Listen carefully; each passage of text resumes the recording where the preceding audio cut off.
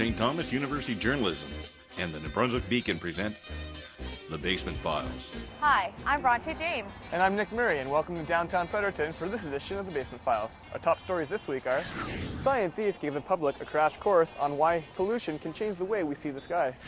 Texting and driving is more dangerous than people thought. And we take a look at the ongoing renovations of the Garrison District Ale House just down the street. Some Frederictonians celebrated Earth Hour with a light show of planets, stars, and constellations. Science East wanted to educate the public on how pollution affects our vision of the sky. Shannon Mooney has more on the story. Science East used photos from the Hubble telescope to engage more than 80 Frederictonians with this light show last Saturday. Kayla and her friend Laura put their shopping on hold to check out this display. But what they really want to see is stars. It's cool how, they make designs in the sky. The event was held at the Regent Mall. It was free, featured information booths, and a light show. The planetarium is an educational service offered by Science East. K.O. Stewart is a science educator and enjoys his job. It's an awesome tool because not a lot of people have the opportunity to see the images that we can show people. That's how big Jupiter is compared to us. We're so focused on, what's going on around us, our immediate surroundings, that we don't think about our effects on what's going on above us. Susie Lothers is the coordinator for Fredericton Green Shops, a program that combines community business with environmentally friendly regulations. I think it's really important because there's only one Earth and we need to really take care of it. A light bulb goes off in their head and that's an awesome part for them to finally sort of get that sort of thrill from science. Frederictonians of all ages stopped to inquire about the Earth Hour display and discuss environmentally friendly resources. For STU Journalism, I'm Shannon Mooney. Well, we all know the dangers of drinking and driving, but what about texting and driving? Canadians send over 10 million texts every hour, but how many of those are behind the wheel of a car? As Bronte James explains, about a third of Canadians have gotten in the bad habit, which is putting themselves and pedestrians in danger. If I do get a text message, I will just normally pull over and answer it and then keep going on my way. I don't text and drive because I don't want to put myself or anyone else in the risk of danger. I occasionally text and drive, probably not for any good reason at all. I don't know. Occasionally, but usually just because I need directions because I'm not from Fredericton. It's no longer just drunk drivers people have to worry about, but those focusing on their phones and not the road. New laws have been put in place to try and prevent people from texting while driving. Fines range from $150 to $500. Highway Safety Officer Constable McEachran says it is the same as drinking and driving. It is pretty much the same as an impaired driver because that focus and that attention isn't there. There's a delay in reaction time. They're missing things, whether it's a road sign saying they need to slow down, there's a school zone up ahead, or that there's a turn coming up, or they don't see that person walking on the roadway. So the same dangers are involved there. The average driver travels over 13,000 miles a year. A recent study showed 80% of these people are driving while they are distracted. I asked the same four people about texting and driving whether or not they would drink and drive. This time, their answers were all the same. I've been brought up like that, not to drink and drive, not to get in a car with anybody who's been drinking and driving, so. No, I don't drink and drive because my parents always told me that it wasn't the right thing to do. No, because I have 3 or 4 family members who have been severely injured or killed from drinking and driving. I never drink and drive because one of my friends actually flipped a car when he was drunk, so kind of taught me not to, I guess, from an early age. Recent studies have shown that texting and driving is actually more dangerous than drinking and driving. Those who said they do text and drive on occasion also said that they never drink and drive. What they don't realize is they're actually putting themselves at greater risk. A driver traveling 90 kilometers and texting drives the length of a football field with their eyes off of the road. People who text and drive don't notice their surroundings, says Constable McEachran. Stopped a young lady that was texting while she was driving, and she was going on the major highway, the 100 series highway, and she had her cell phone up on top of her steering wheel. And I followed her for almost 2 kilometers with my lights on and sirens on. I had traffic that was pulling off the road in front of her, oncoming traffic that was pulling off the side of the road because they saw my emergency equipment activated, and she was oblivious to it. Over 60% of teens surveyed said they have sent a text or email while driving. This makes them 23 times more likely to be in an accident. 100,000 people are in an accident each year from texting and driving. Companies are creating apps hoping to stop people from texting when behind the wheel. Some apps turn your phone signal off so you can't receive texts or phone calls. An app available now. Some send a text for you, and others allow parents to track their child's activity when they are driving. You know, this gives the parent an opportunity to give you a little bit of freedom, but still maintain some control. If the child tries to use the phone when they're behind the wheel, a parent can stop it by simply using their phone or computer and shutting off the signal. They are also able to see where their child is at the time they try to use their phone. Some are even running simulators to show people the dangers of texting and driving without actually having to be on the road. Another common occurrence is texting at a stoplight. These people are still committing an illegal act. Judy Mercer hopes her kids aren't one of these people. Why would you do it? Like, it's wrong and everything, and hopefully they're not texting and driving, so I don't have to worry about it. Because police are unable to catch every person texting behind the wheel, they are unable to say whether or not there is a decline since they put in the new law. There are so many stories of accidents that could have been avoided if drivers simply turned off their phone. Constable McEachran and other officers are doing their part to ensure your safety on the roads, but in the end, it's up to the driver behind the wheel. Remember, no text is worth a life. For STU Journalism, I'm Bronte James. The Garrison District Ale House has had a rough 2013. Renovations are still underway, but as Nick Murray shows us, all is well among staff and owners as they're still on pace to open up in June.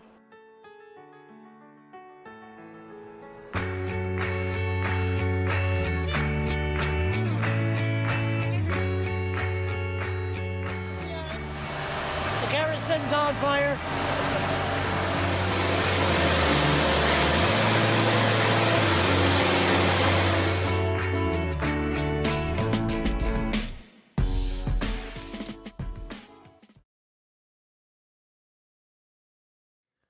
It's been almost 3 months since the Garrison District Ale House caught fire and burned for over 6 hours. But in downtown Fredericton, there she still stands. The owners were hoping to have the doors open by now, but with the water damage inside, it seems the snow outside will be gone before they open. Construction workers have been stripping down the bar down to its base, trying to rid the building of the lingering smell of smoke.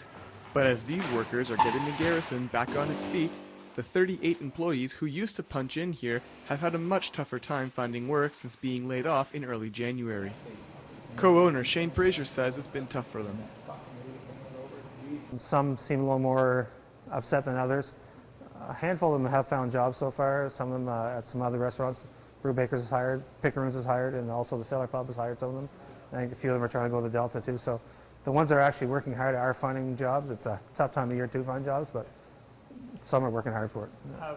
Nikki Spadell was a manager at the Garrison and has since found work at the cellar. She says the response has been overwhelming. Oh my God, absolutely. It's unreal, you know. People always ask me if they thought that this would happen in a big city, and I said no. Because it's a small city and everybody knows each other and you know the ins and outs of daily lives, regardless of if you're, you know, a server or an owner or a politician.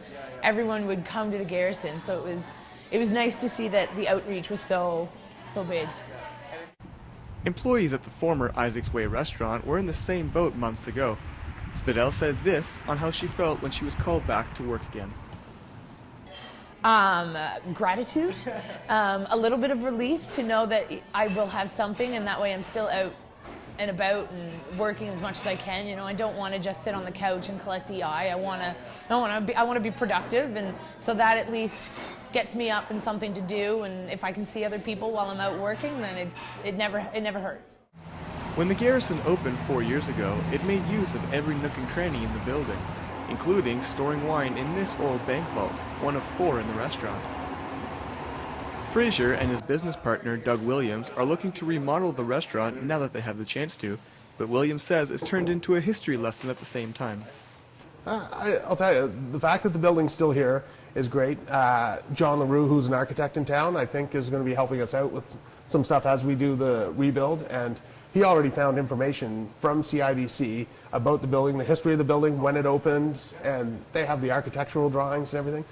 We'll definitely know a lot more about the building when we reopen. You know, it'll be something, and the history of the building, you know, which is a big part of it. And it's a great old building in downtown Fredericton, and the fact that it's still here. Queen Street has seen its fair share of facelifts over the years, but the 90-year-old building that houses the Garrison has stayed. It was originally built as a bank in the early 1900s. Before it became the Garrison, patrons may remember it as the British-themed pub, Jester's Court. Fraser and Williams are hoping to have the patio filled by the time tourist season starts up in June. Inside the restaurant, though, regulars are getting a sneak preview on what to expect when they reopen. Well, now that I have seen inside, it's wonderful that they're down to the original brick walls on the one side, and that is really really nice to see that they've exposed that part of it, and it would be really beautiful to leave it that way. Luckily for Elton, Williams has every intentions of keeping that exposed red brick. You know, like with the brick wall, the exposed brick, we're really hoping that we can save that exposed brick and do that, because that, I think, would add a really nice touch to the space. And amid all the changes to the restaurant, one thing that will remain is the bar itself.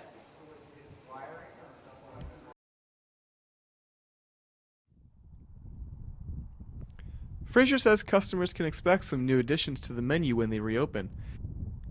As for his staff, Fraser says he's hoping many of them will return to their former post. Spadell says she's ready to get back to the Garrison as soon as they're ready to take her. The time frame for the Garrison to reopen is set for early June, and despite all the destruction, Williams says there's a lot of good that came out of it too. For STU Journalism, I'm Nick Murray. People are kind. Like, yeah. I don't know if it's just St. John, if it's Maritimers, if it's Canadians, but people are kind. I'm Nicole Vare. Later on the Basement Files, we visit a maritime city that is looking to spread kindness throughout the streets, one day at a time, and how the movement is being received by local citizens. That's coming up on the Basement Files. The Canadian Ringette Championships are coming to Fredericton next week. Over 40 of the top teams in Canada will be competing for a chance at the World Championships next December. Teams will range between U16, U19, and the National Ringette League.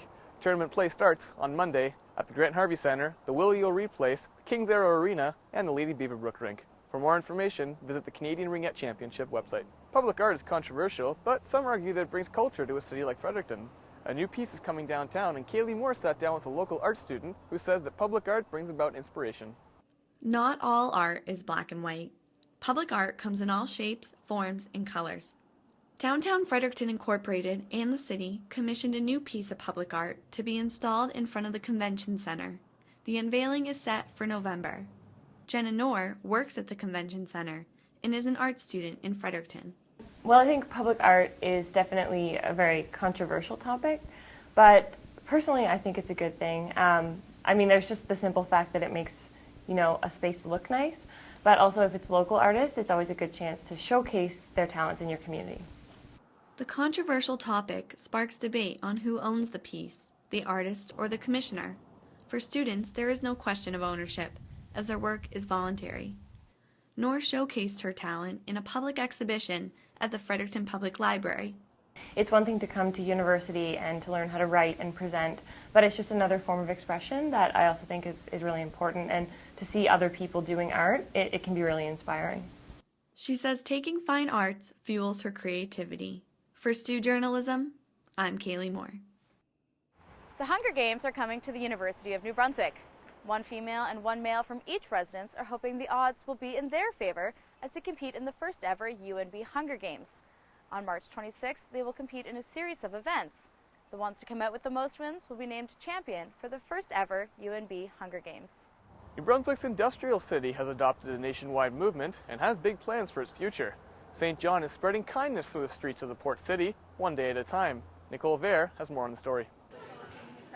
It began with an idea from one man, spread to a small group, and is now a movement that has traveled throughout a city. Pay It Forward St. John is a non-profit organization based on the easy principle of doing something nice for others.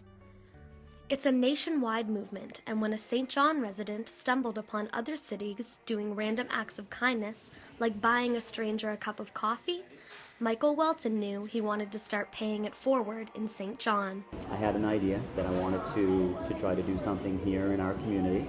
And at first, I was looking to do something quite small. And after I spoke with a number of my friends and colleagues in and around St. John and Charlie, I was convinced to look at trying to do something larger with the movement. The concept is simple. When someone does something nice for you, instead of paying them back, you pay it forward. Then they in turn do something nice for someone else. A ripple effect begins to form, and kindness is shared around the world. And some of the stories that we've been able to get from our citizens, both as receivers of kind deeds and good actions, and also as givers, as contributors to the movement, has been very overwhelming and humbling for us as a group. I love it. Pay It Forward brings back the human connection that everyone wants in their lives. Charlie Johnson is the president of the Pay It Forward Foundation in the United States and came up with the idea of the Pay It Forward bracelet. St. John has adopted this idea. The bracelets are to be worn as a reminder to spark random acts of kindness, and they rarely stay with their original recipient, as people are encouraged to pay them forward. Local St. John businesses like the idea too. Bracelets of the kindness reminder are given away at the Feel Good store. Owner Ann McShay says it's inspiring to see St. Johners pay it forward. But then if you go below, we had a ball in here. It was just a really fun day to do. People were buying each other tea. I think, have some tea cards back there that people have pre-bought for other people. That we're still waiting for people to be like, they just kept buying and people kept buying. It just never stopped. People were passing their parking tickets along. They said, hey, I've got an hour left on my parking. I'm going to pass this along to somebody if you know anybody that needs this. We then heard stories circle back where people would do something for someone, and then we later heard that person went along to someplace else and did something, and then it came back. So we heard like 2 or 3 times removed how it moved forward. It all relates back to making people feel good. People are kind. Like, I don't know if it's just St. John, if it's Maritimers, if it's Canadians, but people are kind. And I see it happened the other day. We were in here and a guy was a little short for a coffee, and the person over here who didn't know him from a hole in the ground said, hey, I've got that, no problem, you know. And the guy said, hey, thanks. And then he went and did something nice for someone else. Like, we see that stuff happen naturally anyway, but it's a little more mindful of a way to present it. Canadian Blood Services is also beginning to promote the movement, and organizers explain how the concept works well in the clinic. I noticed it's really caught on a lot, especially the Pay It Forward theme that we had in St. John, where, you know, if you're in like a Tim Hortons, someone pays for your meal in front of you, and then you never know who paid for you. So we've kind of been doing the blood donation thing because it's the ultimate Pay It Forward. You know, you're giving blood, you have no idea who you're helping, but you're helping someone. Meeting a friend for coffee. Holding the door for a complete stranger.